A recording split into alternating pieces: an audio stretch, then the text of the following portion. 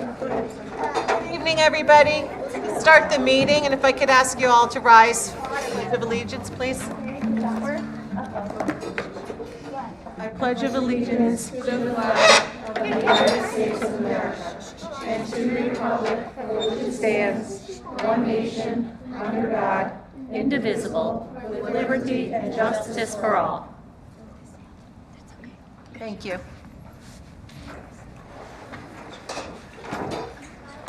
So we're going to start with public comment. If there's anybody here that would like to speak or signed up. It's not. We're going to start with the ideal student recognition, and I'm going to turn it over to Dr. Parlato. Thank you. So we have a very special treat tonight. We have our members of the Sarah Noble Jazz Band, and they're going to play a few songs for us, and then we're going to say their names as students who represent our ideals of focus, heart, collaboration, and creativity. Are you ready, Ms. Anderson, or not quite yet? Realistically, I would love to be, but I realize that the outlet that we have our piano plugged into is not working. So we are going Well, to... we like to improvise and we're flexible. So, we're going to troubleshoot that really quick. I'm so sorry. all right, so what I'm going to do is I'm going to say the students' names so that we can clap, and while you're working that out. Fabulous. Thank you so Right, much. so I students, you don't have to appreciate come up. You can stay right in your place. But I'm going to say your names. Do you want me to take pictures at the end? We'll take a picture at the end, right? Some of them raise their hands. Yes. We know who they are. Harper Allen, raise your hand for us.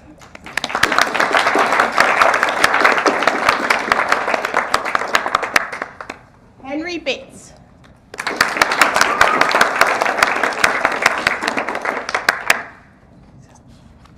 Ian Ewers.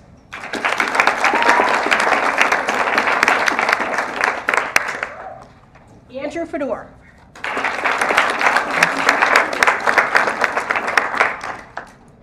Ava Genualdi.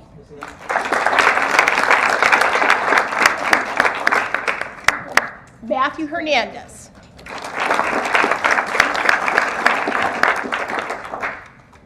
Freya Jones.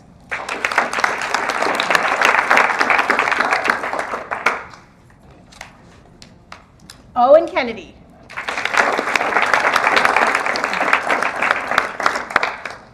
Annabelle Criselt. Anya Lazaro. Quinn Lewis.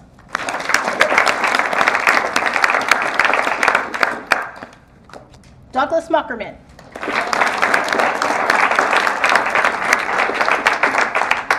Penelope Pietrantonio.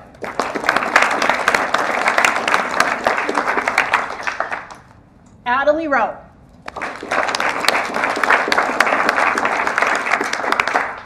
Matej Vlakovic.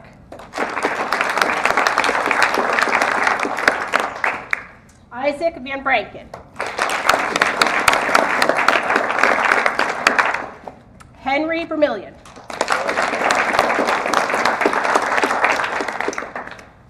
So we have our teacher, Miss Anderson. All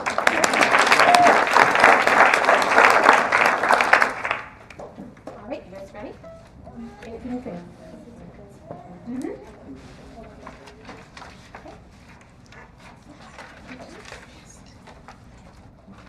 Ready?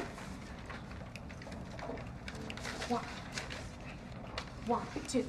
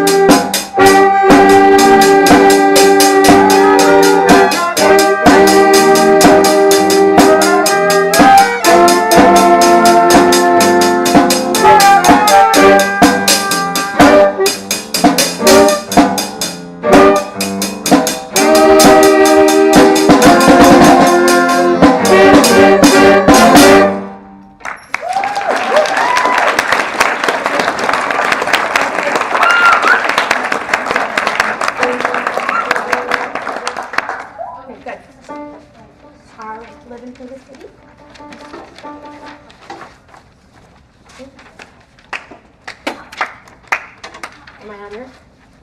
Cool. All right, ready? Come on. Oh. Got it. Oh.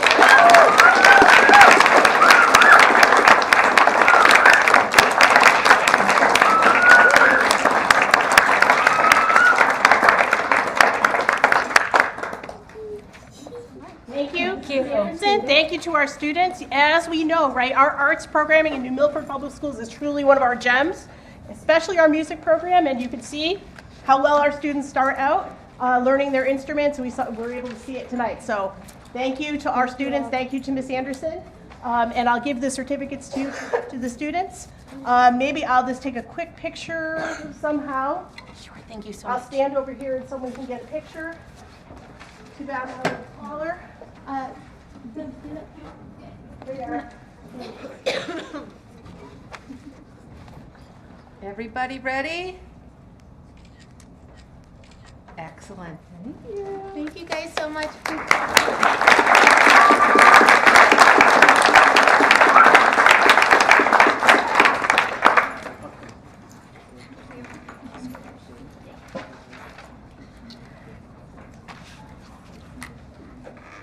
Where do you want me to go? Oh, you Want me go. to go? Okay.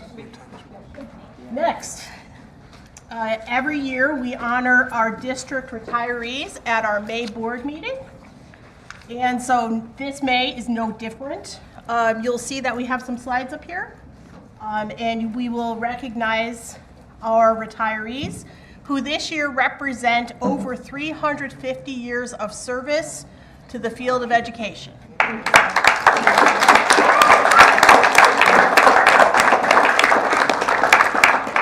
That's a lot of historical knowledge and a lot of excellence that we're losing for sure.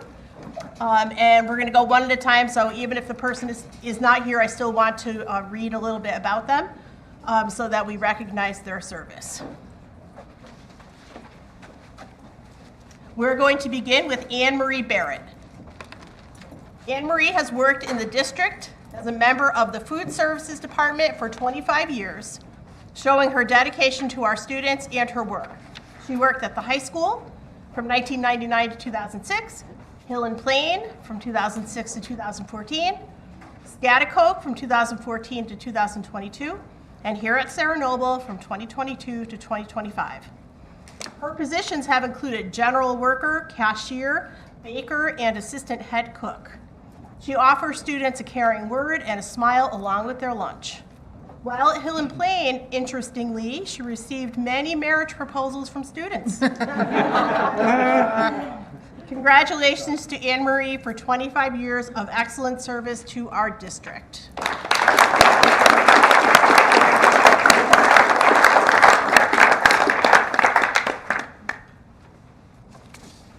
Next, we have Debbie Clark. Debbie Clark has been a loyal special education teacher and leader for the past 38 years. Her entire career has taken place in New Milford Public Schools. Debbie inspires others with her spirit, energy, and positive outlook on life. Debbie, for sure, possesses an expert level of knowledge regarding student programming and student needs. She advocates fiercely for the needs of students and staff. She is masterful at calming the fears of parents and explaining the services the children need to grow and progress. Debbie spends long hours after the school day completing all of her tasks. Through her expertise and her efforts, Debbie Clark will be nearly impossible to replace. Congratulations to Debbie for 38 years of exemplary service.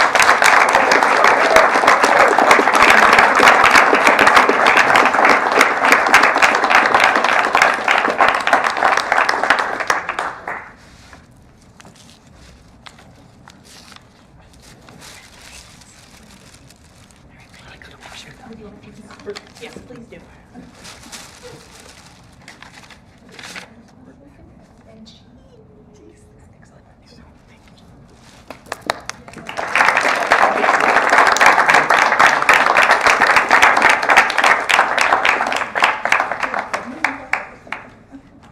Ellie Gelati. Ellie has worked 21 years in the district in our food services department. Each day she showed her dedication to her work and to our students. She has worked at the high school for all 21 years, and the majority of that time she ran the deli line. She loves her position and prides herself in knowing the students' orders by heart.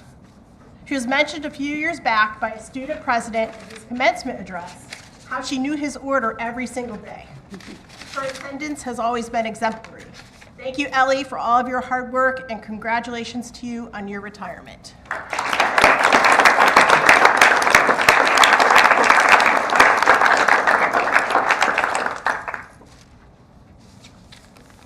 Barbara Hayes. Barbara Hayes has 25 years of service as a secretary in New Milford Public Schools. She has been a positive member of our staff since Sarah Noble's inception in the 2001 to 2002 school year. Previous to that, she worked at the high school. At Sarah Noble, Barbara's friends and colleagues often refer to her as the Queen, given her status as a long-standing staff member and love of tiaras. Very important. Barbara has done a tremendous job at Sarah Noble and has been an integral part of all that we do every day. She'll be very much missed. Thank you, Barbara, for your 25 years of service to our district, and congratulations to you upon your retirement.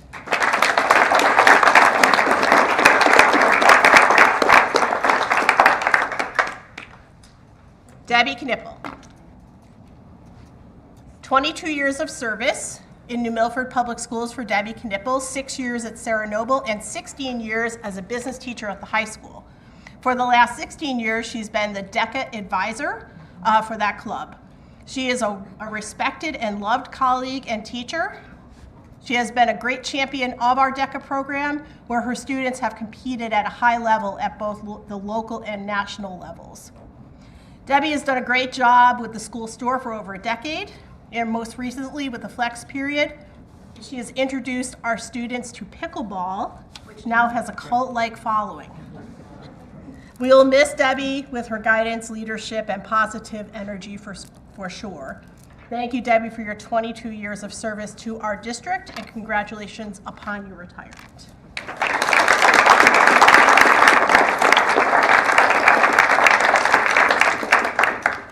Roxanne Kraft. Roxanne Kraft is a special education teacher in our district with 37 years of service to our students and to the community. Most recently, Mrs. Kraft was a teacher at our Litchfield Hills Transition Center. She is an exceptional teacher who has earned countless accolades over the years. She understands the needs of our students, particularly students who have the most needs. Mrs. Kraft was Teacher of the Year for our whole district in 2016-17, and she coordinated our Teacher of the Year program for some years. Mrs. Kraft inspires others by her actions, her positivity, her joy, and her unwavering strength. Mrs. Kraft is always kind, collaborative, and deeply caring in all that she does. We thank Mrs. Kraft for her years of service to the district, to our students, and we congratulate her upon her retirement.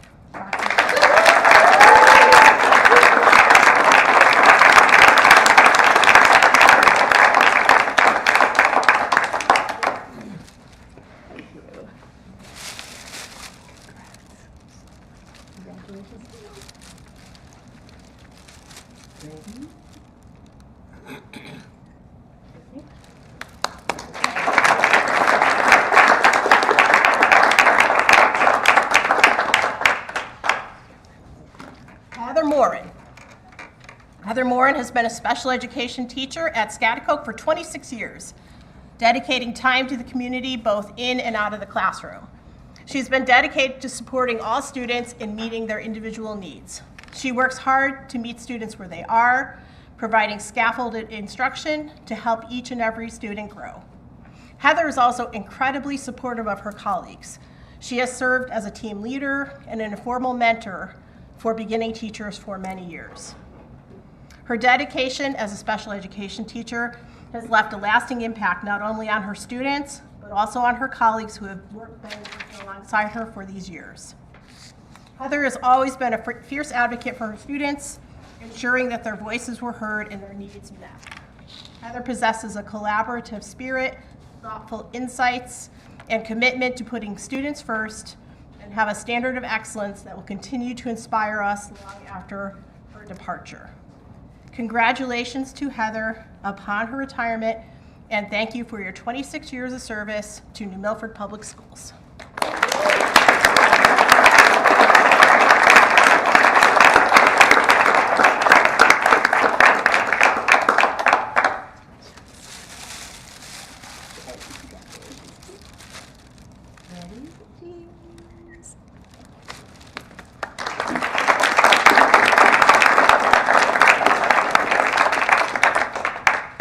Tracy Nevins. Tracy Nevins has 29 years of service as a science teacher at Schaghticoke. In 2011-12, Tracy was the district's Teacher of the Year. She has taught 6th, 7th, and 8th grade science, and she also spent 2 years teaching math. Tracy gives her all to her students and her colleagues. She teaches science using a phenomenon-based approach, and she incorporates many hands-on, real-world activities within her classroom. She is a mentor to beginning teachers. She's also a team leader at Schaghticoke. Thank you, Tracy, for your 29 years of service to New Milford Public Schools, for your positive spirit, your kindness, and thank you and congratulations upon your retirement.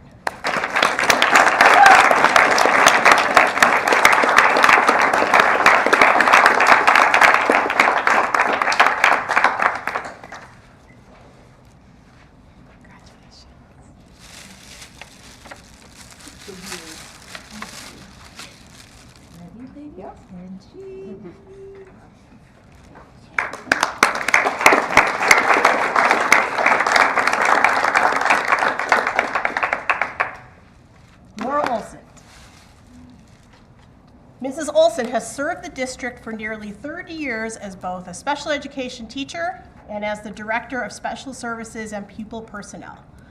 Mrs. Olson is a strong and dedicated advocate for students with disabilities. She insists upon the importance of including students with disabilities throughout our grades and classes. Her care for students shines through in her decisions and planning for her department over these years. Mrs. Olson maintains an expert level of knowledge regarding the many processes and procedures related to special education, and she shares her expertise for the betterment of all who work with her. Mrs. Olson serves as a knowledgeable member of the superintendent's cabinet, where she shares her ideas and experiences, always with a student-centered mindset and approach in any discussion. It could be said that Mrs. Olson has the hardest, yet most rewarding job in the district, given the many, many legal aspects of special education, and also the true joy of watching students with disabilities grow and succeed. Mrs. Olson is a proud community member, and her dedication and investment within our schools is multiplied as a resident whose own children attended our schools. We thank Mrs. Olson for her many hours of dedicated service, for her knowledge and her expertise, and for her care for the community and its children. Congratulations on your retirement, Laura Olson.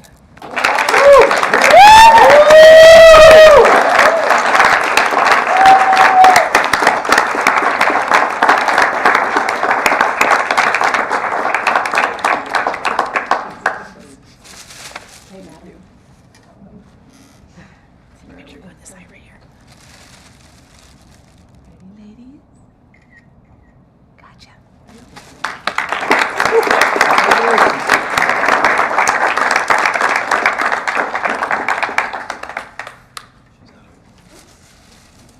Linda Robinson.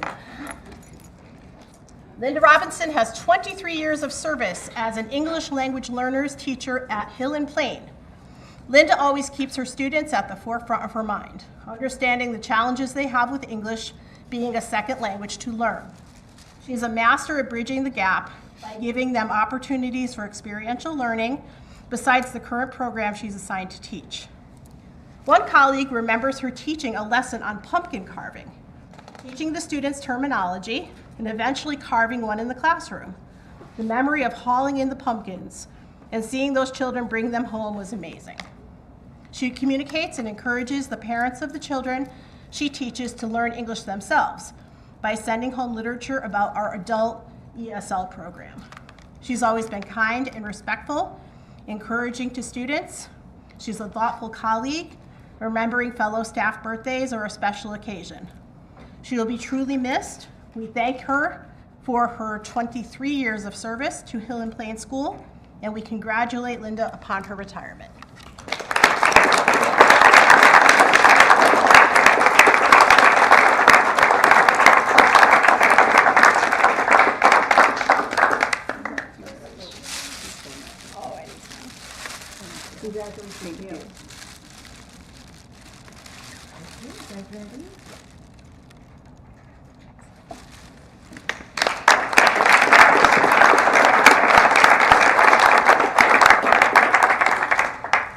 Tina Roggio.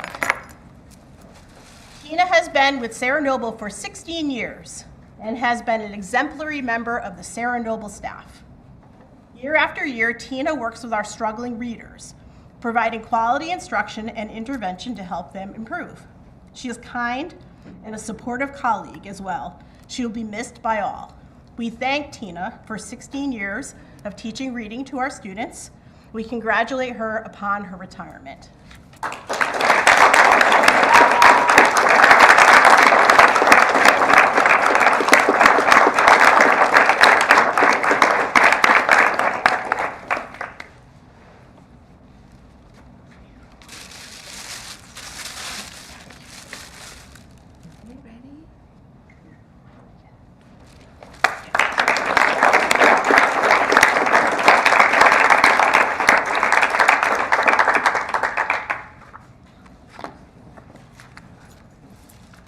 Annetta Valinsky. Annetta worked in the Scatticoke kitchen for 49 years, showing her love and dedication to our schools and to our students. She was the assistant head cook from 1975 to 2008, and the head cook from 2008 to the present. Annetta recognized every student who came to the CAF with a happy greeting, a smile, and encouraging words. She operated under the philosophy that it was her job to make students feel special and welcome, and that it might be the only smile or meal they're receiving that day. She attended many student sporting events and always volunteered at the high school senior grad night party. Students have come back years later after they have graduated and the secretary in the office reports that Annetta was the lunch lady when she was at Scatacone. Her attendance has always been exemplary. 49 years is an amazing accomplishment for an employee of any organization, and especially with the kindness and the loveliness that Annetta has always given to our students and to our schools. We thank Annetta for every minute of those 49 years, for the thousands upon thousands of meals that she has served to students at Scatacone, and congratulations upon your retirement.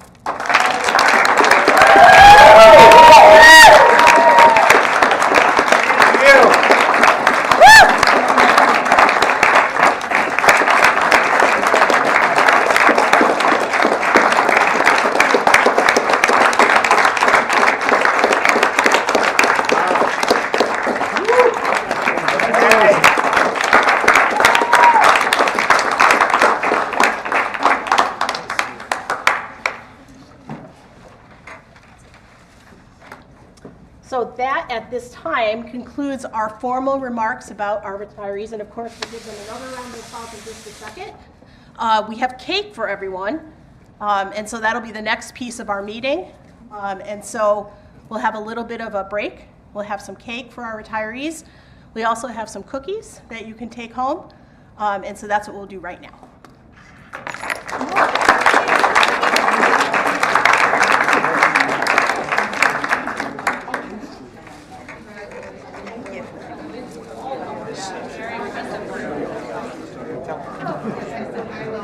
That was already planned now.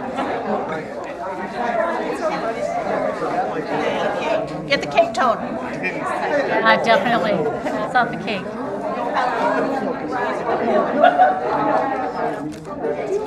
Hey. All right, I'm sorry.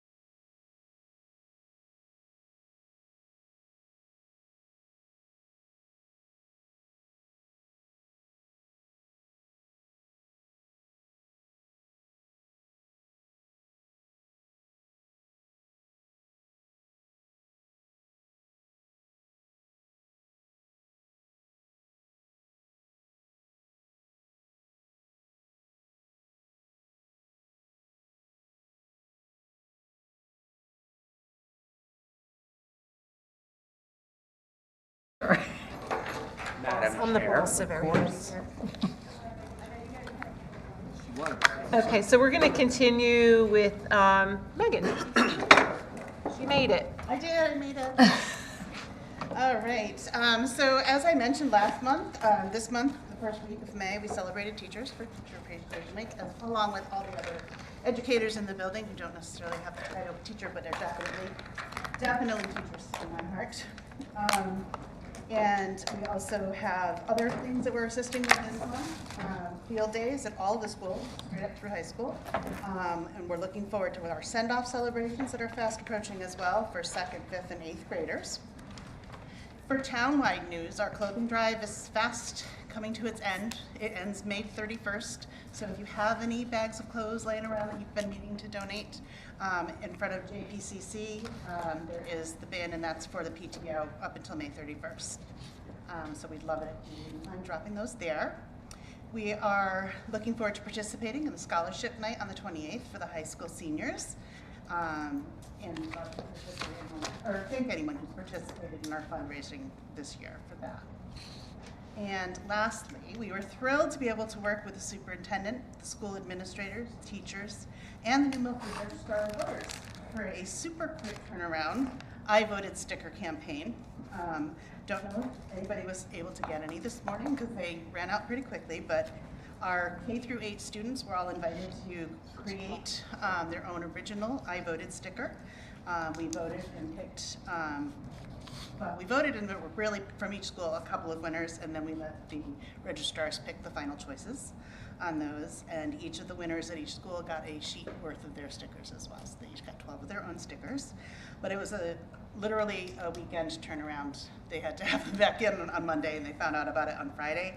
And we had probably 30 at each of the elementary schools in here. Not so at Scattacoke, but that one we didn't send home paper for.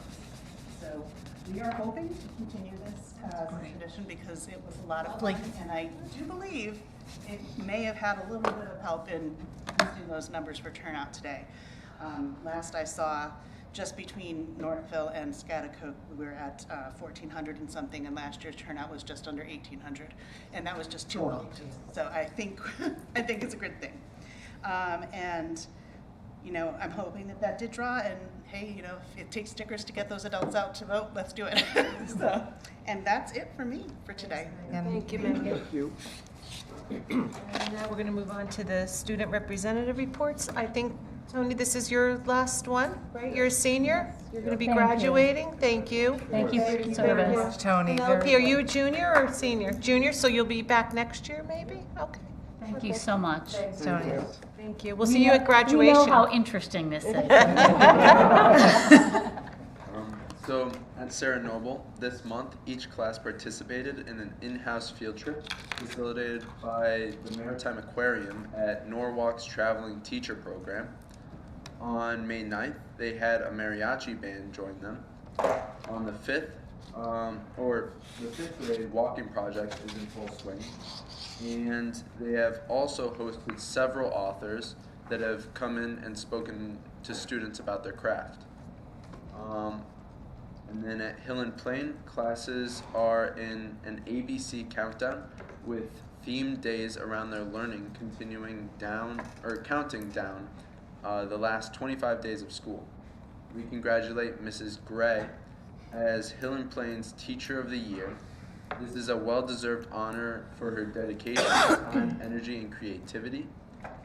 Their 2nd graders harvested lettuce and radishes from Berkeley's backyard garden, and it was served in the cafeteria to go along with last Friday's pizza lunch. Finally, they had field day, which was so much fun, with games and activities planned by Mrs. Stratman last Friday. And then at Scattacoke, the SMS musicians have participated in their full slate of spring concerts. It was the first ever evening health and community fair on the evening of the PTO Spring Fest. The PTO brought the Scholastic Book Fair to SMS.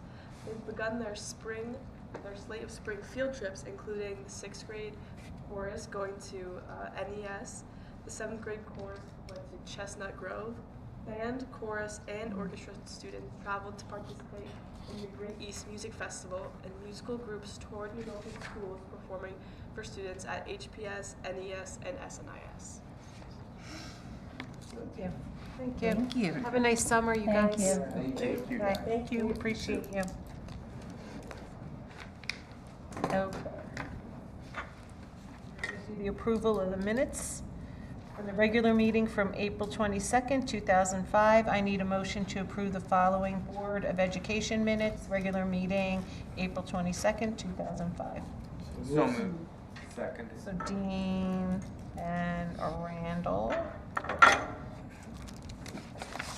Any conversation? Anybody have anything to say? All those? Okay.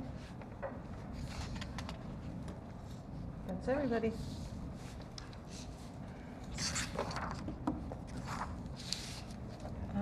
We're going to do the superintendent's report. Yeah, I don't have much because I said so much before, but again, congratulations to our retirees, for sure. So much experience and knowledge and expertise was present in that group. Truly amazing. I want to say one word of thanks to people who reach out to me to ask questions about anything having to do with the schools, but also particularly at this time of year about the budget. Rather than relying on some things that might be floating in the air or might be bandied back and forth on social media. I've heard some this week from some residents, which was truly refreshing to be able to engage in discussion and to provide facts. So that's just a special word of thanks to people who actually reach out to find out what's going on. Thank you. Thank you. Okay, and I really don't have a board report. We've been focused on the budget. We'll see where tonight leads us. If we have a lot more work ahead of us, I'm sure we have some work, and that's really all I have. And now we'll move on to subcommittee to policy. We didn't have a meeting because of the town council meeting, and there are no policies on the agenda tonight either. Thank you. And then committee on learning, Sarah's not here tonight, so There was no meeting anyway. there's no meeting, so you're right, okay. Facilities? So facilities, I'm delighted to say for once, all of the facilities news is good news. It is. Later in the evening, the current projects will be discussed, and you can find a list of those projects on page 39, which I believe Randy is not the only person that has. You've got your Pages numbered now. Has page numbers now, is that correct? All right, so you can all. We have page numbers, and I'm very happy. Progress. So everybody has page numbers, they can find it on 39, we'll get to that later. I just want to speak to one item that's not on the agenda. Earlier this evening, it was an absolute delight for us on the board to watch our board chair with the big scissors cut the ribbon for the new and improved, amazing planetarium. Yeah, that was which has been, which also thanks to Mr. Cunningham and Mr. Turner's work, has been upgraded with state-of-the-art audiovisual equipment. And I mean, I thought the little 10-minute presentation we got was really, really impressive, and I look forward to the use that gets put to. And it's also wonderful that we have not only planetarium, we have an observatory in this town. And I think I heard somebody say tonight that there's only 40 schools in the country. Elementary schools, yes. Elementary schools that have this type of facility. Yes. So it's very exciting, and it's We'll have a more public opening. Tonight was sort of the VIP one, and so we'd like the community to come and see what we've Yes. invested in, because it's beautiful work. it sure is. Thank you, Tom, for bringing that up. I meant to bring it up and I completely forgot, so. We're gonna move on to operations now. It was a short meeting, and the monthly reports, I'm sure Anthony can review any of the highlights of that as we prepare for end of the year rollout. We'll be having more robust conversations on where we are and what we're doing. Nothing. Thank you. We're going to move on to discussion and possible action for the monthly reports. We're going to have the budget position dated April 30th, 2025, purchase resolution D-794, and request for budget transfers. Second. Randy and Brian. All those in favor? That's everybody, thank you. Point of order. Sure. Clarification, we just voted on the monthly reports and there's no questions. The capital reserve account, that balance that is reflected still has items going against that. That was discussed at operations. I wanted to take a look at that. We'll be discussing that in the future as we wind down towards June. You will see some action towards that. So we say this, we'll try and get it on the record. When you see that printout, the dollar amount there that is not reflective of the true transactions that are posted against that account, that are set to be posted against that account, it is less significantly. So there's nothing encumbered. We have to, There's going to be at least $1.8 million in capital projects in the current iteration of the 5-year capital plan. Thank you. That have to draw upon that balance. as well as, are we doing ESG out of that as well? That's correct. So we have an ESG payment out of that line item. So between the two line items, you're looking at approximately $2.2 million, somewhere in there? Yep. Thank you. So when people see that number, they should realize that it's not a true number. That those type of reports, which they have changed over the years, you've done a tremendous job with the reports, I have to say. They're always evolving and they're very helpful. That's a snapshot in time that is not truly reflective of all the other actions that take place at operations and the board and the other two bodies in this town. That through our budget process, we already have a 5-year capital plan. We plan to draw on that to fund that capital. It's not reflected in this. It can't be until the action occurs. We already know that the ESG that goes through this board every now on a regular basis, that's going to be pulled out of that as well. So the short answer is that is a number as of now, but it's not reflective of all the actions that's set to go against it. Is that fair to capture? That's correct. On the budget position, page 4, or the bottom left box, what that reflects is everything that's actually been posted within units. So if somebody pulled that up on the town side or on the board bedside, They see. that will show the balance. And as Chairperson Fellowback brought up, that doesn't include the 5-year capital plan or any other obligations to ESG for the energy conservation measures. Okay. Thank you. Thanks. Leslie, point of clarification as well. So when we look at our legal services fees, we have 3 different bargaining units that we're bargaining with this year. Two or three, I think this year. You know, we have We're in the middle of nurses, teachers, and administrators. Oh, that's right, administrators. and we're doing nurses too. Yeah. Yeah, okay. So do we foresee us going over what we've already paid into our legal fees? And that's an Anthony question, I don't know. No, not at this time. Nope. Not at this time. Nope. Okay, okay, thank you. Thank you. The motion already passed, so. Yes. Okay, so we'll move on to B, the 25-26 Educator Evaluation Plan. I need a motion to approve the 25-26 Educator Evaluation Plan. So moved. Tom and Brian. Ms. Hollander, a few words, if you will. Sure. So this is new. It is a growth model.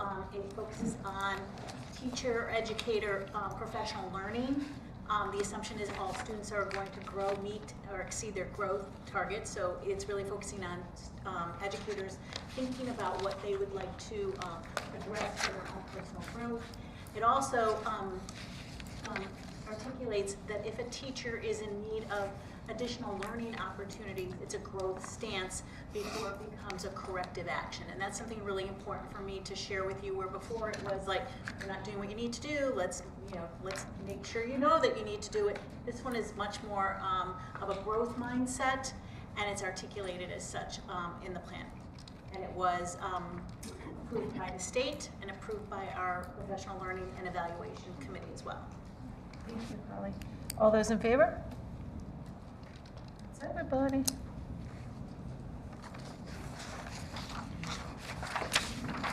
Items of information. We're going to start with the employment report. Ms. Kavanaugh? So, as Dr. Potter said, lots of years of experience on the retirements, and just a couple of staff appointments to replace some of those who are leaving. Thank you. Enrollment report. Enrollment report shows stability. It also shows for grades pre-K to 8, a real close alignment between the projection and the actual. Thank you. And then we'll go to the E-rate funding notification. Mr. Turner? Mr. Turner. We were awarded E-rate again money for 25-26 at a 60% discount.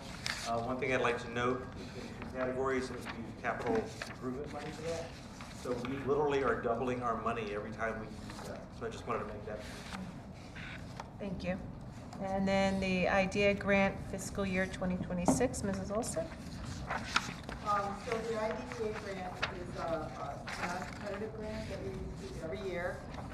We use exclusively for students with disabilities. There's 2 portions of the grant. There is the 611 grant, which is ages 3 to 22, and then there is the 619 grant, which is the preschool grant.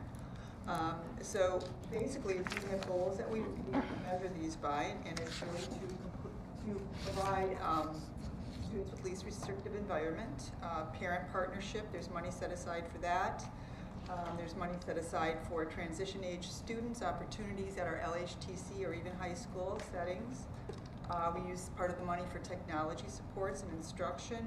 We also provide money for Canterbury for child find evaluations, and then also for Faith Academy for a special education teacher. And then also looking at inequity in terms of disproportionality, there's money set aside for that. And then we also set money aside for our preschool program, so we have staffing for that. I will say the grant is used very, I think, well, and I will say that over 90% of it is for staffing right now. So we have 5 full-time certified staff and 7 paraeducators out of the IDEA grant. And I also want to thank Mr. Giovanone, because he has a portion of this grant which is really important, and that's the maintenance effort. So basically we need to maintain our fiscal responsibilities for students with disabilities in the context of the overall school budget. So like I said, it's every year, and it's used very well. Yeah. Questions? Quick question, Laura, you said we get it every year? Every year, the grant though goes for 2 years, so you have 2 years to use it. So we have a new grant starting, we'll have 2 years to use it, but they overlap each other. And we project this in our financials. We project this in our financials to be used. Mm-hmm. It's not a little bit of money, it's a... Yeah, you're given a certain amount, and then you have to use it to the best of your ability to meet needs of the student with disabilities. That's a great, can I expand on that question? It's a great question. We discussed some of this at operations. And I forget your answer, and I'm curious. Is the grant front-loaded? Or is our expenditures front-loaded for year 1? Do you know where I'm going, Anthony? Or is it proportionate within both years? Meaning, do we spend most of it in year 1 to get, yes? So basically, the state is telling us use up to 80% of the grant for the first year, and then the rest of it. We don't always follow that. We try our best, but the goal is to use all of it by the end of the second year. Right. Thank you. Thank you. Mr. Cunningham, you're up. Ongoing facility projects. So as you know, last month we were awarded bidders for the high school gutters and the Hillcrest canopy. I've met with local contractors on site. We signed contracts. They're expected to start at the completion of the school year here. We have every expectation that those 2 projects will be finished prior to the start of the new school year over the summer. So that's good news on those 2 projects. Scotticoke underground storage tank, Weston and Sampson's the engineering firm we're working with. They've developed a scope for the actual construction phase, the removal and replacement of that tank. That bid will go out on the street this week. The bid opening for that, I believe, is Friday, June 27th. So at that stage, then we'll open those bids and see who we're going to award that contract to. So Sarah Noble HVAC. So as you know, there's been concerns early with the dampness over the 2 classroom wings at Sarah Noble here. The narrative that I inherited when I got here was that they felt that it was maybe compromised or inferior insulation. We've changed insulation on numerous occasions. We still, and that they attributed that it was condensation going on in that interstitial space above the ceiling, where that warm air was hitting those cool pipes then. I went and met with ONG this past fall. They did the actual work here back in 2000. They had hundreds of pictures of this project, hundreds of pictures of the high school, which they also constructed about that same time. And in it, we noticed that there are things called dielectric unions throughout that area. So a dielectric union is used to stop what's called galvanic reaction. So what's that? So if I have a steel pipe and I'm trying to connect it to a copper pipe, those two dissimilar metals will have a negative impact on each other. The stronger the two is the steel. It will actually start to erode the copper pipe over time. It will corrode it and it will fail. So you put in what's called a dielectric union between these two, and that's going to separate this so you don't see this metal sit here and prematurely atrophy on you. These have a lifespan, and over 20, 25 years now, I think that these are the units that are failing. And you might sit there and say, well, Matt, why are we seeing these leak then all year long? Because you run hot water through these in the wintertime and you run cold water through the summertime. Well, there's actually a rubber gasket inside of these. And so when we run 160-degree water during the heating months, that expands and expands just enough that you're really not going to see these leak too often. There were a couple ones we found that were active leaks, and I'll speak to the project we did here at the spring break. But for the most part, you're not going to notice those. In the summertime, we're down to 45-degree water running through them. Now they contract, and then you see them leak. And when they leak, that insulation could absorb it, and you could be 20 feet away from where the actual leak is. And because there's turnover, a lot of institution knowledge leaves at some point. Of the 7 people that work under me in the maintenance, only 2 are original to me being here. So the good thing is, though, you get some new set of eyes, you try some different approaches. So we planned out, and it took a little time on the weekends and after school hours to find where these unions were throughout those 2 wings. We discovered 66 of these unions. Some of them, as you can see, were weathered. So at some point, these were leaking. And as I said, then the leaks would tend to go away in the winter months. In-house over spring break, we attacked and we were able to replace 66 of these units throughout that area. Every person involved in maintenance was on it. We actually had little squads, and we would go first and remove insulations, and then they would loosen up the pipes, and then a ladder come through and they would cut out and press in, pro-press, so they no longer are using solder. So there was the only hot work involved, and we pulled a permit from the fire marshal's office, was the unions you're seeing here are 1 inch, but some of these are up to 2-inch unions. And after 20-some years, they were frozen. So you sort of kiss it with some heat, it expands, you're able to loosen it up. So a great job. It was a Herculean task to do that in those 3 days. Then fill up all the water in this system. As you remember, then Friday was Good Friday, and we were still in the heating season there in April, so this system was running operational and heat was provided Monday morning. So we're certainly comfortable that this is a huge leap forward on what has been a problem in that wing of the building. We know that we won't have the active leaks, and we feel confident that that's going to go a long way to dealing with the concerns of dampness in that area. So, quick question, is it strictly in the heat or is it in the domestic, in the water as well? No, it is just a heating system. So down there you see 4-inch main, and anytime you want to trunk off of that, you have a weld outlet, and then you transition into copper pipe, and then the copper pipe's just running to these unit ventilators. There's about 70 unit ventilators in those 2 wings. And the rest of the building, you're being serviced by air handlers, rooftop units. Those have DX, direct expansion, AC, so they're not on the chiller. So the only area that has, and for instance in Scattercoke, we have 4 pipes. So we have 2 pipes that are just dedicated to heat, and then 2 pipes that are just dedicated to cooling.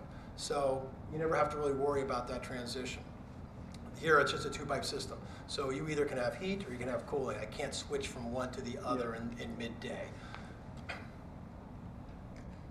If nobody has any questions, I just want to I just point out this was an issue of we thought of condensation, and we were steeling ourselves that we might have to spend tens of thousands of dollars, if not more, to figure out what was going on and hire somebody from outside to come in and fix all this. And I just want to express my appreciation to Mr. Cunningham for doing the detective work to find out exactly, you know, what this was, dielectric union. So it was a leakage caused by a failed union.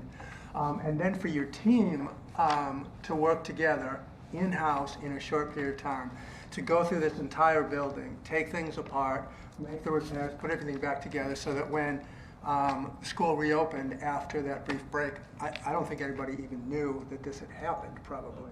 So that, I mean, that just speaks to you and your team, and I really value what you did. I don't want to jinx it, Tom, but let's hope that was the only thing. Well, we don't know for Well, we know by filling up the system that if there were active leaks or not, we wouldn't have discovered it. Because at that time, we filled it up, we don't turn the heat on, so you have room temperature. So we're comfortable that those unions have been addressed, you know. Like I said, this was looking at a lot of different things for the past couple of years here. What could be wrong, you know, we did deep cleanings of the coils, we modulated temperatures, we talked to outside contractors about balancing, we talked to Siemens, that's our company, EMS, we replaced some of those, we did the upgrades, as people know, to the Seago, and we've replaced some of those actuators that open and close those valves.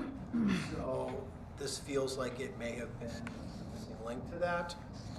Obviously, we still know that some of those rooms are subterranean, they're below grade, and you know, days in July, if you have a couple inches of rain and then it's 80 degrees out and the dew point's in the 70s, that actual slab can wick up moisture there. So, and we're aware of that. We've replaced flooring down there. We do have dehumidifiers that we have hooked up and running in there. So I think collectively, the work we've done and the approach we're taking down there should provide a much better atmosphere for people in the summertime in that area. So Matt, do we have do we have returns in all the rooms have air returns? And can we cycle them quicker? So we have, so those unit ventilators work by, there is a damper and you can bring in outside air. Obviously, when we get to July, I don't want that hot, humid air though coming in So it's there. not conditioned. That's the first thing to hit the coil. So it's not conditioned air? Yeah, no, and we're fighting against this. Yeah, There yeah, are yeah. exhaust fans in all those rooms. So we are able to create negative pressure and have exhaust fans and actually draw through. Yeah. So yes, there is airflow. Because I was thinking if we turned over the air in those rooms a little bit more often, if we had. And we do that, like I said, between your July and August, we all know in Connecticut that the dew point, the humidity is ridiculous. Yeah, okay. And so at that stage, it would be counterproductive. We can't do much with that air. But during the school year, yes, we do open those dampers and bring in outside air. It's an ASHRAE standard. You really should be bringing in a certain amount of air.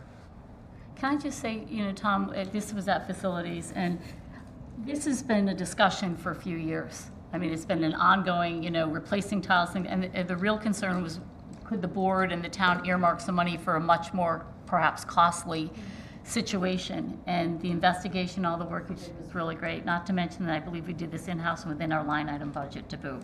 Yeah, no, we did a lot of Just saying. I have no doubt that based on the trades that would have been involved, the wages, you know, that they charge, the scope of the work, we probably would have had to shut down those wings. And as we know, ESY likes to use those areas during the It's a big deal.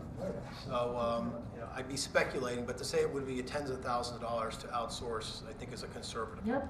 That's why I wanted to, I mean, we were all pretty excited at facilities. It was a good night listening to some of these projects that we've been listening to for years, now starting to close out and getting some closure, and not only closure, but positive closure, you know, so. And the great thing too is that when you're able to do these things in-house, and there was a lot of planning, I can't begin to tell you, we marked these on maps, we knew the sizes, knew where they were located, we knew the teams that we had set up, and so our confidence was, you know, when you take on something like this, you're able to get it done. We knew the time constraints, that Monday morning was coming, and we needed to provide heat to this building. If you remember, April was still kind of brisk, it's actually brisk this week.